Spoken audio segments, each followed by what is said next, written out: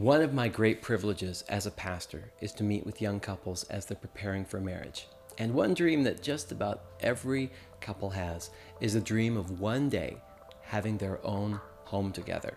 Someplace that's really theirs, someplace that they can make long-term plans and set down real roots. Now, for every couple, they go through the same basic process.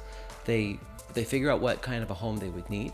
They figure out what they can afford, and then they go through the process and the discipline of saving for it, sometimes for a very long time, before they finally have the privilege of moving into their own home. Now, church families are a lot like that, and that's why for the past year we've been going through this process of planning. We've been figuring out what kind of a building we need and trying to figure out what we can afford as well. And through doing that, we've learned some very important things. We've learned that we're a congregation that is deeply committed to worship, connection, and service. And that we're looking for a building that can help us do that. Someplace that's durable, someplace that's flexible, someplace where kids can be kids, where people can connect, and where lots of people can worship God and grow in faith. We've learned that we're going to need a building that is 10,000 square feet or more. We've learned that we need someplace with 200 or more parking spaces close by. But now we head into the hardest part of that process, which is the discipline of saving. For us to be able to say yes to the opportunity that God will one day provide, we're going to need to have a pretty sizable down payment.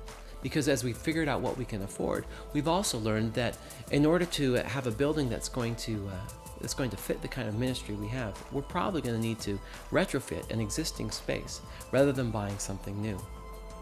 And so for us to be able to say yes to the opportunity that God will provide, we need to have a sizable down payment, so that also we don't put ourselves into irresponsible levels of debt, and we don't turn our core ministry and mission budget upside down. That's why I'm asking you to consider joining our family and many other families in the church in pledging towards our building fund. That might be through a one-time sacrificial gift. That might be through multiple gifts over time. But if we all save together, then we're going to be ready to say yes together as God provides us with that right space and that right opportunity. And we as a church family are able to move into our long-term home and set down really deep roots in the community that God has called us to serve. So thanks for praying about that and considering that. If you're watching this video online, there's probably going to be some links either above me or below me that can walk you through that process of pledging. God bless you.